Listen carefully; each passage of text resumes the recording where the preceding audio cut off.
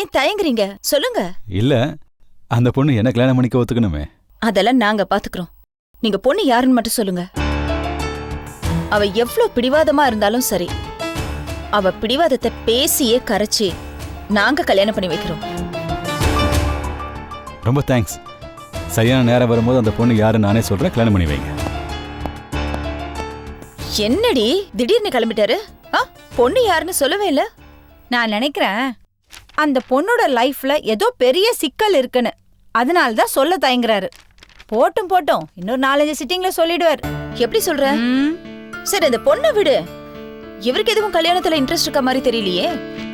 இளவரசி, இந்த கல்யாணம் புல்லாங்குழல் இது ரெண்டுமே ஏறக்குறைய ஒண்ணுதான். இந்த ரெண்டுலயுமே இந்த கடைசிலேருந்து அந்த கடைசி வரைக்கும் ஏகப்பட்ட ஓட்டைகள் இருக்கு.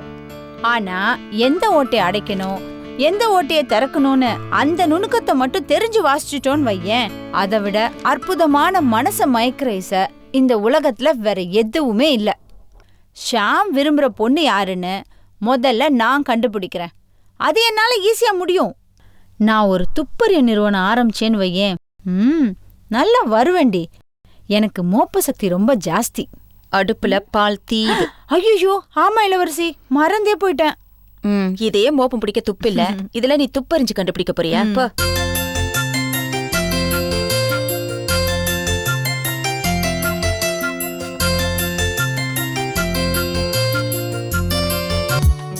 சார் ஏதாவது ப்ராப்ளமா சார்? சார் நாராயணன் சார் வர சொல்லுவா சார்? இல்லை, நானே பார்த்துக்கிறேன். சார் உங்களை தேடி பாபுன்னு ஒருத்தர் வந்திருக்காரு.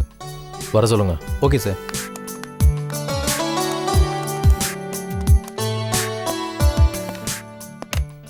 Sir good morning sir. வா பாபு. என்ன சிரிக்கிற?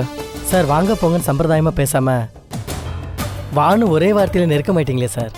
சார் அது இருக்கட்டும், வந்த விஷயம் என்ன? சார் உங்க கம்பெனி கார் கான்ட்ராக்ட், அதுக்கு கொட்டேஷன் வேணுமே. ரெடி சார், இந்தாங்க.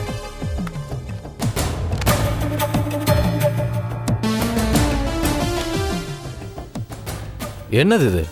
கொட்டேஷன் இவ்வளோ ஜாஸ்தியா இருக்குது? சார் ரொம்ப கம்மி சார். இங்க பாரு, ஏற்கனவே இங்க இருக்கிற கொட்டேஷனோடது ஜாஸ்தியா இருக்குது. இந்த வேலையெல்லாம் வேணாம், புரியுதா? முதல்ல கம்பெனிக்குள்ள வா. முதல்ல நீ யாருன்னு ப்ரூவ் பண்ண. கஸ்டமருக்கு நீ இல்லாம வேலை ஓடாதுங்கிறத நிரூபி. அப்புறம் கண்ணா பின்னான்னு ரேட் ஏத்திக்கோ. வரும்போதே கொம்பு முளைச்சிட்டு வந்தேன்னா வேலைக்கே ஆகாது, புரியுதா? இதான் பிஸ்னஸ் டாக்டிக்ஸ். Okay sir. ஈவினிங்குள்ள இப்போ நீ கொடுத்துருக்க கொட்டேஷனை மாற்றி ரிவைஸ்டு கொட்டேஷன் கொடு.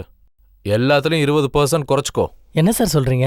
யோ போடியா, அதான் நான் இருக்கேன்ல, நான் பார்த்துக்கிறேன், நீ எதுக்கும் பயப்படாத. இங்கே பாரு, எங்கள் கம்பெனிக்குன்னு சில ஃபார்மேட்ஸ் இருக்குது.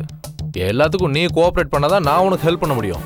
நீங்கள் சொன்னால் சரி சார். நான் சொல்கிற மாதிரி நீ செஞ்சேன்னா அடுத்த மாதத்துலேருந்து கார் கான்ட்ராக்ட் உனக்கு தான். ரொம்ப தேங்க்ஸ் சார். சரி கிளம்பு. சார், என் தங்கச்சி உங்களை ரொம்ப விசாரிச்சிச்சு. ஓ. பர்ஸை உங்ககிட்ட கொடுத்துச்சான். பொருள் எல்லாம் சரியா இருக்கான்னு செக் பண்ணிக்க சொல்லிச்சு. நான் பார்த்துக்கிறேன், நீ போ. Okay sir. ஆமால, பர்ஸு கரெக்டாக இருக்கான்னு செக் பண்ணவே இல்லையே.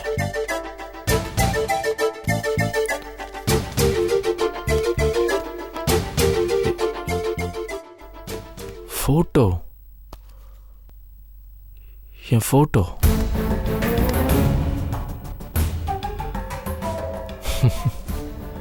ஃபோட்டோ மட்டும் காணோம். சந்தியா.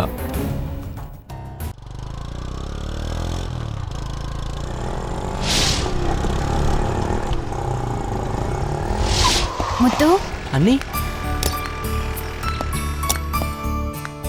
எப்படி இருக்கீங்க அண்ணி? உங்களை இங்கே பார்ப்பேன்னு கொஞ்சம் கூட எதிர்பார்க்கவே இல்லை. எங்க இந்த பக்கம்? பக்கத்தில் ஒரு மேன்ஷனில் தான் தங்கியிருக்கேன்.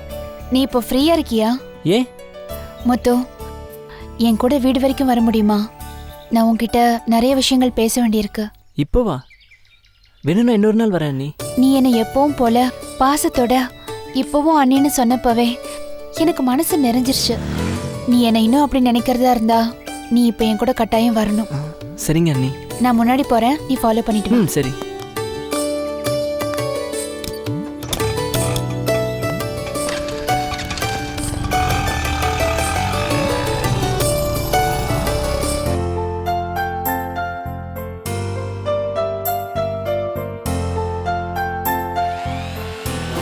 ஐயோ,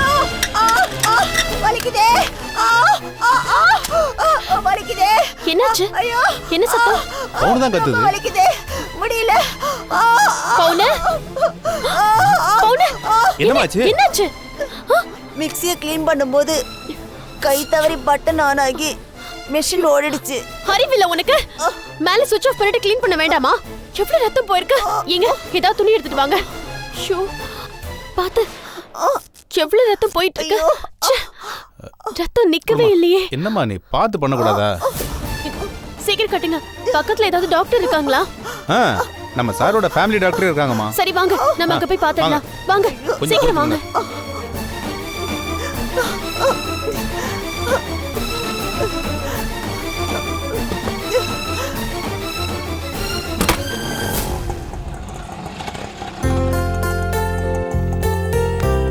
இந்தாங்கண்ணே.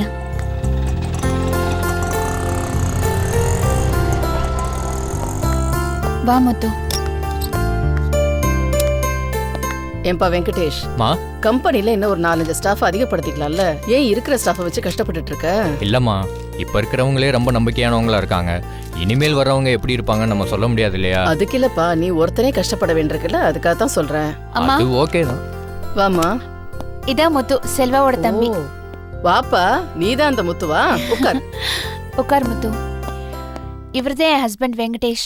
ஹாய் முத்து. இரு முத்து, நான் உனக்கு ஜூஸ் எடுத்துட்டு வரேன். உங்ககிட்ட ஒரு சின்ன ரெக்வஸ்ட்.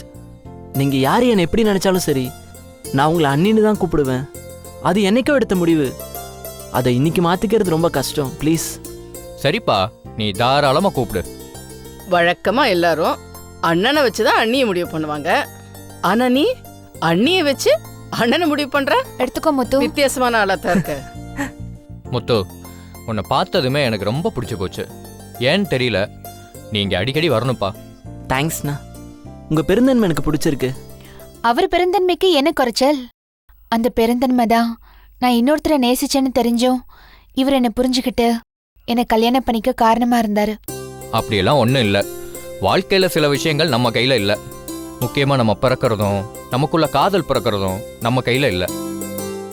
காதல் சில சமயம் மின்னல் மாதிரி. அது எப்போ எப்படி யார் தலையில் விழுன்னு யாருக்குமே தெரியாது. காதல் சில சமயம் ஜன்னல் மாதிரி. அதுதான் நம்ம வாழ்க்கைங்கிற அறைக்குள்ள வெளிச்சத்தையும் காத்தையும் கொண்டு வருது. அடடடடா மகனே, என்னாச்சு இன்னைக்கு உனக்கு? இவ்வளவு நேரம் நல்லா தானே பேசிட்டு இருந்த. இப்படிதான் இந்த குடும்பம் கலகலப்பாவே இருக்கும். நான் நல்லா சந்தோஷமா இருக்கேன். எனக்கு ஒரே ஒரு குறைதான், அது உன்னை பத்தி தான். என்ன பத்தியா? ஆக்சுவலி நான் உங்ககிட்ட மன்னிப்பு கேட்க தான் இங்க வர சொன்னேன். என்ன நீ சொல்றீங்க? நான் கல்யாண மண்டபத்தை விட்டு போகணும்னு எடுத்த முடிவாலதான் தீபா பாதிக்கப்பட்டா. அதனாலதான் நீ உன் காதலை இழந்த. அதனால நான் உன்கிட்ட மன்னிப்பு கேட்டுக்கிறேன்.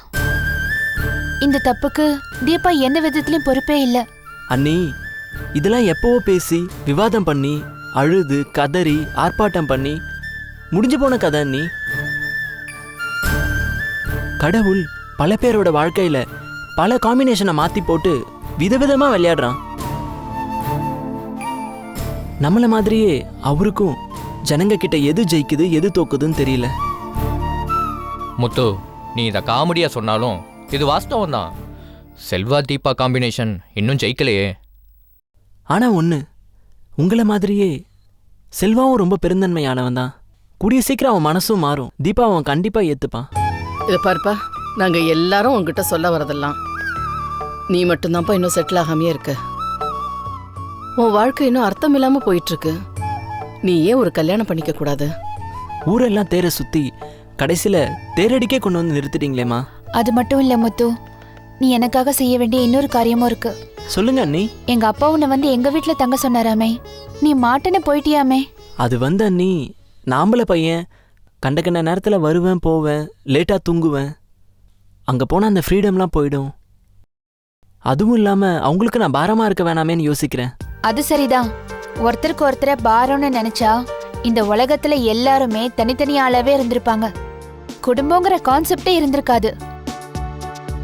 அவங்க வயசானவங்க இப்ப ரொம்ப தனிமையா ஃபீல் பண்றாங்கப்பா. என்கிட்ட மாமா தனிமையை பத்தி ரொம்ப உருக்கமா பேசினாரு. என்ன கூட வீட்டு மாப்பிள்ளையா வந்து இருக்க சொன்னாரு. நான் தான் முடியாதுன்னு சொல்லிட்டேன். நீ ஏதோ ஒரு மேன்ஷன்ல இருக்கிறத விட எங்க அப்பா அம்மா கூட இருந்தா அவங்களுக்கு மட்டும் இல்ல எங்களுக்கும் அது நல்லா இருக்கும். இதெல்லாம் பேசதான் உன்னை கூட்டிட்டு வந்தேன். ம் சரிங்க அண்ணி, நான் யோசிக்கிறேன். நான் கிளம்புறேங்க. ஜூஸ் குடிச்சிட்டு போப்பா.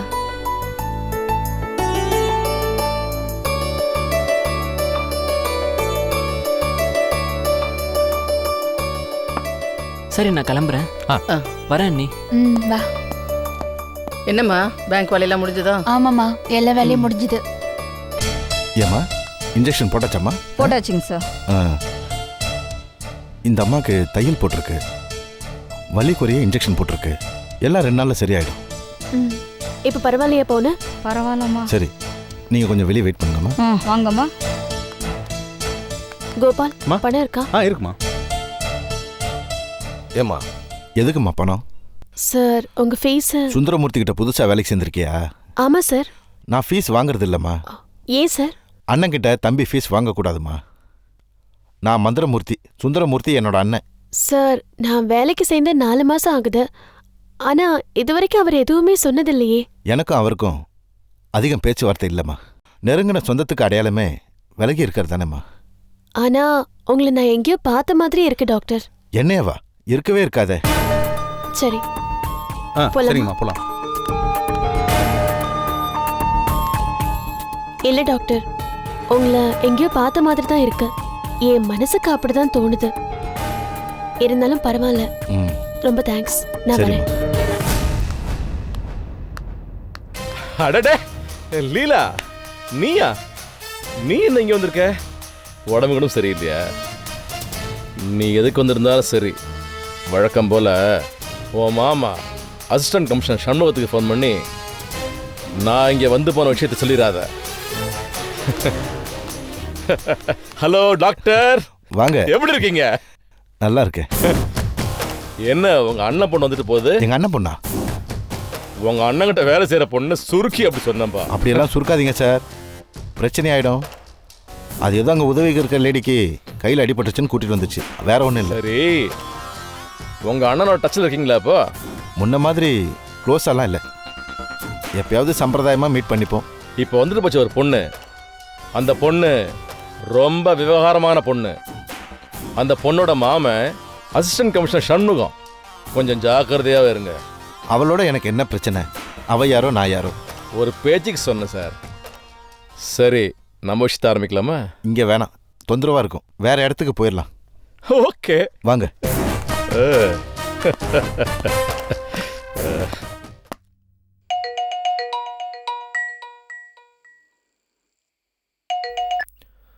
ஹலோ, நான் சந்தியா பேசுறேன். சந்தியா நீயா? சந்தியா, நீ ஃபோன் பண்ணுவே நான் சத்தியமா எதிர்பார்க்கவே இல்லை. சர்ப்ரைஸா இருக்கு சந்தியா. என்ன என்ன திடீர்னு ஃபோன் பண்ணிருக்க? ஏதாவது ப்ராப்ளமா? வெங்கடேஷ் ஏதாவது பிரச்சனை பண்றானா? நீ ஒரே ஒரு வார்த்தை சொல்லு. நான் யார் இந்த வெங்கடேஷ்? அவர் என்ன பிரச்சனை பண்ணாரு? ஓ, நீயா? நீயானா? இவ்ளோ நேரம் வேற யாரும் நினைச்சு பேசிட்டு இருந்தீங்க? உன் நம்பர் எனக்கு இப்பதான் தெரியும். ஏன்? அன்னைக்கே முதல் முறையா கோடவுன்ல இருந்து நான் உங்களுக்கு ஃபோன் பண்ணனே. அப்போ உன் நம்பரை நான் சேவ் பண்ணல. அப்போ நீங்க என்ன மறந்துட்டீங்க? இல்ல இல்ல, அந்த மாதிரிலாம் ஒன்றும் இல்லை. அப்பயே இத்தனை நாள் எனக்கு ஃபோன் பண்ணவே இல்லை. நான் உங்ககிட்ட ஒரு பர்ஸ் கொடுத்தேன், அதுல ஒரு பொருள் மிஸ்ஸிங். என்னன்னு கண்டுபிடிச்சிங்களா? என்னோட போட்டோ. அதை வச்சு நீ என்ன பண்ற? உங்ககிட்ட உண்மை சொல்லட்டுமா இல்ல பொய் சொல்லட்டுமா? உண்மையை தவிர வேற எதுவுமே சொல்லக்கூடாது. காலையில அந்த போட்டோ சாமி ரூம்ல இருக்கும். ஏன்? நீங்க என் உயிரையும் மானத்தையும் காப்பாத்தின கடவுள் இல்லையா? அப்படிலாம் எதுவும் இல்லை. அப்படிதான். ராத்திரி அந்த போட்டோ என் பெட்ரூம்ல இருக்கும். ஏன்? இவ்ளோ பெரிய மாங்காவா இருப்பீங்கன்னு நான் எதிர்பார்க்கவே இல்ல. நீ இவ்வளோ பெரிய திருடியா இருப்பேன்னு சத்தியமா நான் எதிர்பார்க்கல. நான் திருடி இல்ல, கொள்ளக்காரி. என்கிட்ட கொஞ்சம் ஜாகிரதையாவே இருங்க. ஓ, அப்படியா? ஆமா. அடுத்த தடவை நீங்க வீட்டுக்கு வரும்போது உங்களுக்கே தெரியும். எப்படி? அடுத்ததா என்கிட்ட இருந்து என்ன திருட போற? உங்ககிட்ட இருந்து நான் எதுவுமே திருட போறது இல்ல, உங்களையே கொள்ளையடிக்க போறேன். என்ன சொன்னா? நீங்க உங்க கம்பெனி கான்ட்ராக்ட கொடுத்ததா? உங்களுக்கு எப்படி தேங்க்ஸ் சொல்றதுன்னே தெரியல. தேங்க்ஸ் எல்லாம் ஒன்றும் பண்ண வேணாம். என் பேரை உருப்படியா காப்பாற்ற சொல்ல, அது போதும். அது கட்டாயமா செய்வான். அம்மா கூட உங்களை பத்தி பேசி ரொம்ப சந்தோஷப்பட்டாங்க. ம் உங்களை நேர்ல பார்த்து நன்றி சொல்லணும்னு ஆசைப்படுறாங்க. சந்தியா, ஆனா நான் கொஞ்சம் வேலையில பிஸி. என்ன இப்படி கெஞ்சி வைக்கிறதுல உங்களுக்கு என்ன சந்தோஷம்? வீட்டுக்கு வந்தா என்ன தேஞ்சா போயிடுவீங்க? சரி சரி சரி, பட் என்னால் உடனே வர முடியாது. கண்டிப்பா டைம் கிடைச்சதுன்னா வந்துடுறேன். என் கூட பேசாதீங்க. நான் உங்களுக்கு ஃபோன் பண்ணி தொந்தரவு பண்ணிட்டேன். ஐ அம் so சாரி. ஏய், நான் ஒரு பைத்தியக்காரி. ஒரு நாளைக்கு 48 மணி நேரமும் உங்களை பத்தியே நினைச்சிட்டு இருக்கேன். ஏய், ஒரு நாளைக்கு 24 மணி நேரம் தான். அது கூட தெரியாத பைத்தியம் ஆயிட்டேன், அதுவும் உங்களால. ஆனா உங்களுக்கு என் மேல கொஞ்சம் கூட அக்கறையே இல்ல. சரியான கல் நெஞ்சம் உங்களுக்கு. நான் வச்சிடுற போன போங்க. ஏய்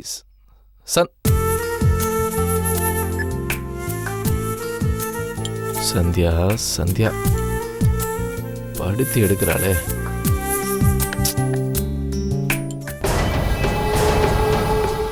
ஏய், ஃபோன் பண்ணியா? என்ன சொன்னா அந்த ஆளு? அம்மா, அவர் இப்ப வரமாட்டாராமா? சரியான கருங்கல்லா இருக்காருமா. அந்த ஆளை கறிக்கிறது ரொம்ப கஷ்டம். ஏண்டி கவலைப்படுற? உளிய வச்சு உடைப்போம், முடியலன்னா வெடிய வச்சு தகர்ப்போம். எங்க ஓடிட்டு போறா? மா, என்ன தேடி வருவாராமா? இல்ல நான் போகட்டுமா? அடி பொடி பைத்தியக்காரி. எலிதான் எலி பொறியில வந்து மாட்டிக்கும். எலி பொறி என்னைக்காவது எலிகிட்ட போயிருக்கா? அவன் வருவான். நீ கவலைப்படாம சாப்பிட வா.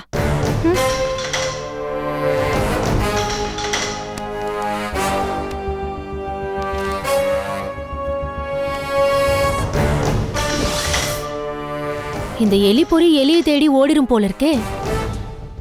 அவன்கிட்ட நடின்னு நீ சொல்ற, ஆனா நான் உன்கிட்ட நடிச்சிட்டு இருக்கேனேம்மா. நிஜமாவே எனக்கு இவர் மேல லவ் வந்துருச்சுமா. ஐயோ கடவுளே, நான் என்ன பண்ணுவேன்?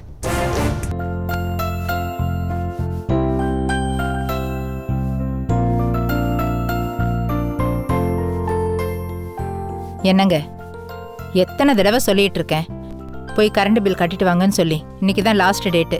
இன்னைக்கு கட்டலைன்னா ஃபியூஸை பிடுங்கிட்டு போயிடுவான். இந்தாங்க. அங்கிள். முத்து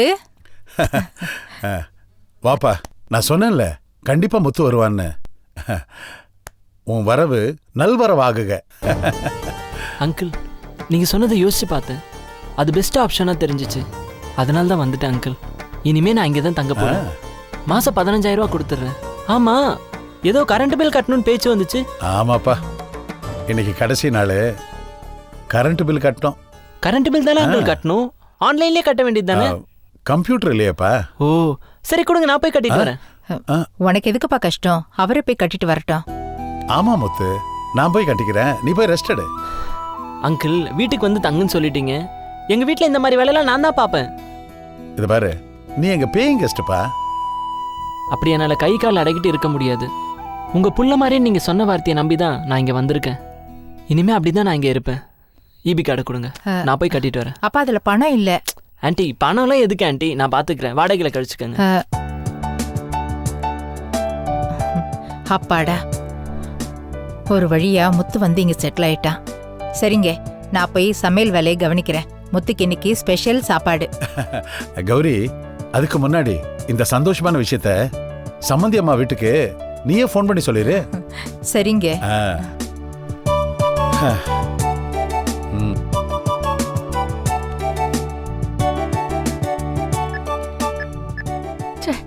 என்ன நேரமோ தெரியல, கேஸ் வேற தீந்து போச்சு. இப்போ ஃபோன் பண்ண எப்போ எடுத்துட்டு வரானோ தெரியல.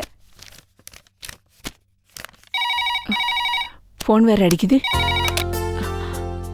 ஹலோ. நான் தான் கௌரி பேசுறேன். சொல்லுங்க. ஒரு குட் நியூஸ் சம்மந்திம்மா. முத்துக்கிட்ட பேசி சமாளிச்சு வீட்டுல கொண்டு வந்து தங்க வச்சாச்சு.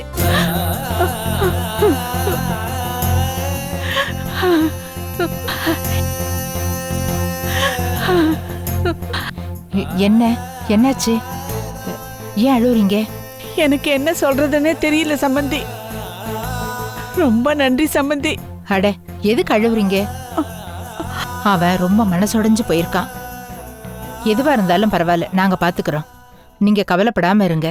இல்லைங்க, அவன் கொஞ்சம் கோவக்காரன். சட்டுன்னு வார்த்தையை வேற விட்டுருவான். மனசுல எதுவும் தங்காது. ஆனா ரொம்ப நல்லவன். காலையில கொஞ்சம் அதிக நேரம் தூங்குவான். அப்ப எழுப்புனா அவனுக்கு கோவம் வந்துடும். குளிக்கிறதுக்கெல்லாம் கொஞ்சம் சோம்பேறித்தனப்படுவான். எதுவா இருந்தாலும் கொஞ்சம் காரமா சமைக்கணும். வெளியில போகும்போது எங்க போறேன்னு சொல்லிட்டு போக மாட்டான். நாம எங்க போறேன்னு கேட்டா சுரண கோவம் வேற வந்துரும்.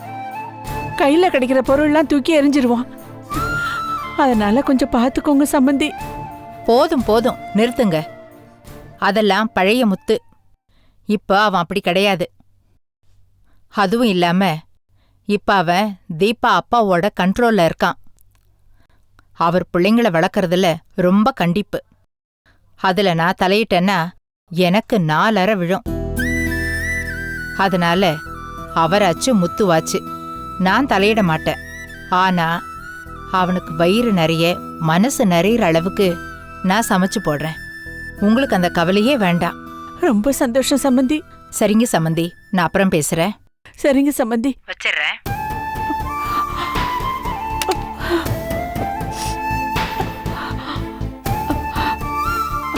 இல்லடி டெலிஃபோன் பக்கத்துல அதுட்டு இருக்க பில் அதிகம் ஆயிடுச்சா? வளவளன்னு பேச வேண்டியது அப்புறம் அழ வேண்டியது இல்ல?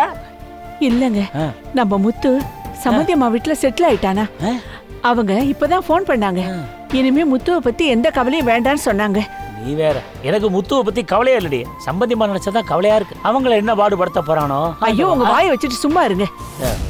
இல்லடி, அவன் அங்க போய் ஏதாவது பிரச்சனை திருப்பி. ஏமா தீபா, இங்க வாயேன். ஒரு நல்ல விஷயமா, நம்ம முத்து உங்க வீட்டுல போய் செட்டில் ஆயிட்டானா. இனிமே அங்கதான் இருக்க போறானா.